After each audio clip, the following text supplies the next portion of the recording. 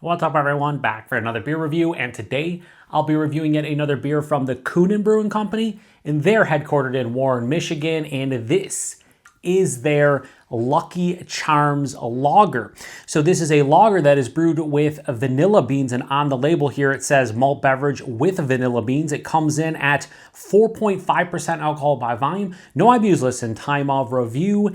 And this can is approximately 3 months old. I picked this one up at Halftime Beverage via halftimebeverage.com. So in the description box, I'll post a link to the beer mail unboxing video I did that contains all the beers that I grabbed, and I picked up 31 beers in total, 7 of which are from Kuhnhenn, and this is one of those 7 beers. And full disclosure, I've always wanted to try this one, but never got a chance to do so.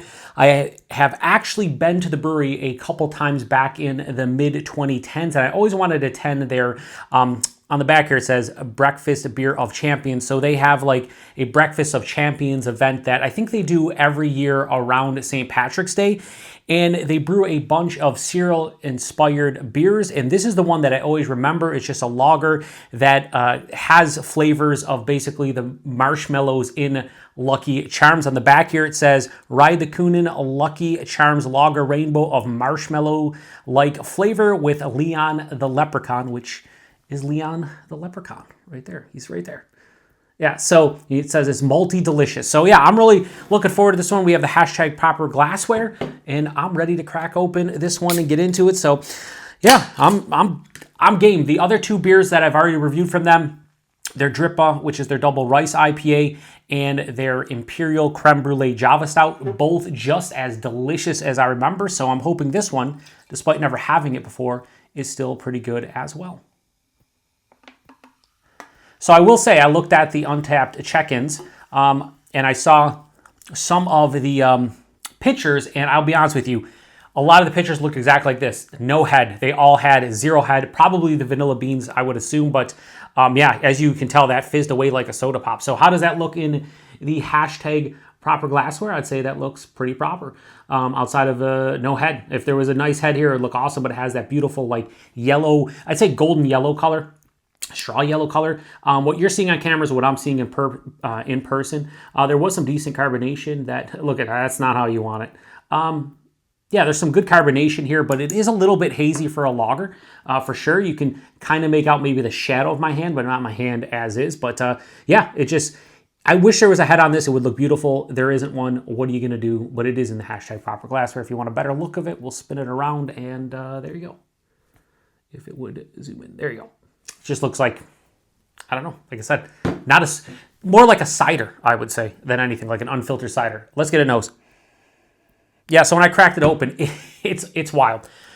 You know, back in the mid-2010s, let's say 10, 12 years ago, there weren't beers like this everywhere. Nowadays, everybody has thought about everything, basically, when it comes to beer.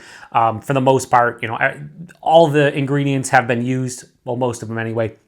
And when I hear about a beer nowadays, I'm not as shocked as I was back 10 or 12 years ago. But I remember hearing about this one going, a Lucky Charms lager? That would be fun to try. And this smells legit like the marshmallows in Lucky Charms. It really does. Honestly, it almost smells like I opened up a, I was going to say a box. It's in a box, but then it comes in a bag of Lucky Charms. It has that great, like cereal graininess to it, almost like a Cheerio-esque kind of vibe, but marshmallows. Yeah, this is where I'm not going to bullshit you and tell you that I, smell 17 different things. Basically, Lucky Charms, both the actual cereal and the marshmallows, that's it. So does this smell like a lager of any sort? There's no, sulfur kind of vibe. There's no real graininess outside of the cereal grain, which you could say you sometimes get in beers. It just smells like someone put Lucky Charms into a 4.5% lager. And I'm okay with that because that's kind of what I expected. Let's get into it. Cheers, everyone.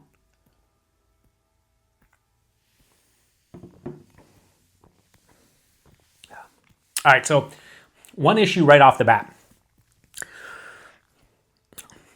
It tastes exactly like Lucky Charms. Exactly like Lucky Charms. That is wild. The one issue I have off the bat here is they went heavy with the vanilla bean. It is very sweet. It may be cloying if I was to try to drink an entire glass of this. Like by the end of the can, I might just be like, too much. We'll see though. Body mouthfeel.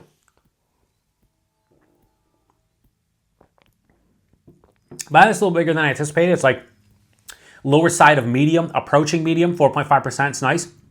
The mouthfeel, despite the lack of head and everything, it does have a nice like moderate carbonation. It's very crisp on the palate, smooth going down. So body mouthfeel are actually quite nice. The taste is, it's a simplistic taste. It's kind of exactly what they're going for, but I don't know how much it actually works to my palate.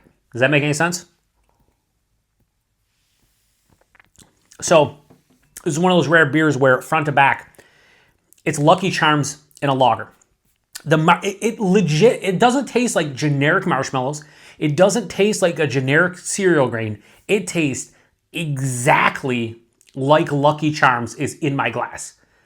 And I've had a bunch of different cereal-inspired beers. Heck, even those RAR beers, the crazy pastry sours that I've been doing lately that are trying to mimic basically a cereal, popular American cereal in sour beer form. They haven't done as good a job as this beer is doing right here. This, if you buy this because it says Lucky Charms Lager and you're thinking, hey man, was that going to taste like Lucky Charms in a lager? Yes, it does, to a T. Front to back, it is the cereal that you get, the actual cereal pieces, the grainy kind of cereal pieces. Then in addition to that, it's the marshmallow. And it almost has like the little bit of fruitiness too, just a very, very slight kind of fruitiness, like almost like a berry kind of fruitiness. But the issue for me, if you wanted to drink a couple cans of this, take down a 6-pack over the course of many hours during the day, I couldn't do it. It's too much of a good thing. I've said this before. It's too much of the same thing, and it's too much straight on Lucky Charms. And I know you might be calling me a hypocrite because I bought this because of the name, but for me, I'm at a place where I want a base lager accentuated by Lucky Charms. I know that sounds stupid. When I just said it, it sounds stupid. But what I mean is I want a subtlety to the flavors and not an overbearing amount of the Lucky Charms lager, or the Lucky Charms flavor in a lager. So anyway, yeah, very sweet. It's going to be cloying. It's more of that sugary sweetness you do get from the cereal. It finishes pretty much with a residual sugar kind of vibe. Not really dry per se. Definitely no bitterness here. I guess the thing that I would take away from this beer is it's exactly what they say it is. It's a Lucky Charms lager. For me, though, it's more Lucky Charms than the lager, where I would want more of the lager than Lucky Charms. But I'm not going to sit here and say this is false advertising because it is not in the least. As I continue to drink, maybe it's not as cloying and as over-the-top sweet as I thought it was. It's kind of dissipating a little bit with each sip. But it's really hard to discern anything outside of the Lucky Charms in this beer. It's somewhat refreshing. There might be a little bit of like a lemony kind of underlying vibe maybe from the hops. How do I score this? I don't really know. I'm just going to be honest with you. I don't know how I score this. I think I'm probably going to give it 2 scores. For what they're going for, a Lucky Charms lager, and you see this says malt beverage with vanilla beans, or you think it's a lager with vanilla beans, they hit the nail on the head. They 100% did. It's Lucky Charms. It's a lager. It has a crispness to it. It's pretty easy to drink as a whole. However, again, might be a little bit too sweet for some, myself included. But I'm going to give this like a 4.5 out of 5 stylistically. 4.5 out of 5 stylistically for Kuhnhenn's Lucky Charms lager. Personal preference, I'm going to knock it down quite a bit. And the best I can honestly do on this one is like a high 3.75. I'll go 3.8. Only because I think that sweetness kind of... It stops this beer, for me anyway, from being super like quaffable.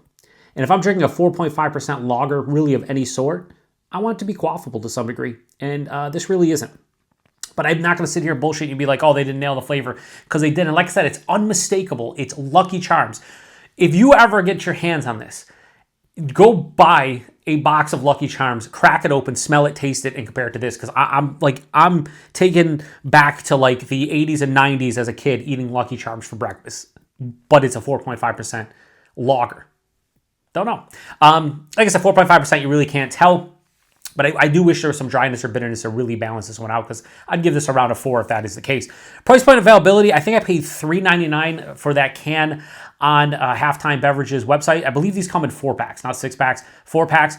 I don't remember what is said on the website, probably in that like 10 to 12 buck range. I'm fine with that. If you could get this for under $3 a can to try, sure. I paid a little bit more because Halftime Beverage is a little bit more expensive, but it's it's worth trying out, I think, once. And availability, I have no idea with Kuhnhenn, outside of they were definitely available at the brewery and in some places in Michigan. They recently got on Tavor, and I saw them on Halftime Beverage. Never seen them here in New York State.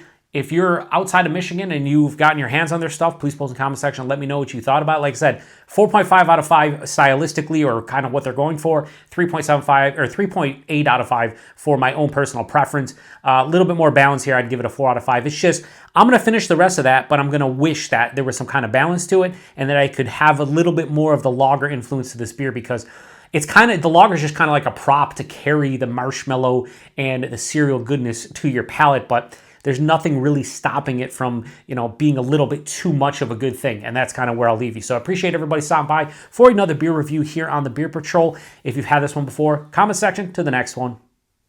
Cheers.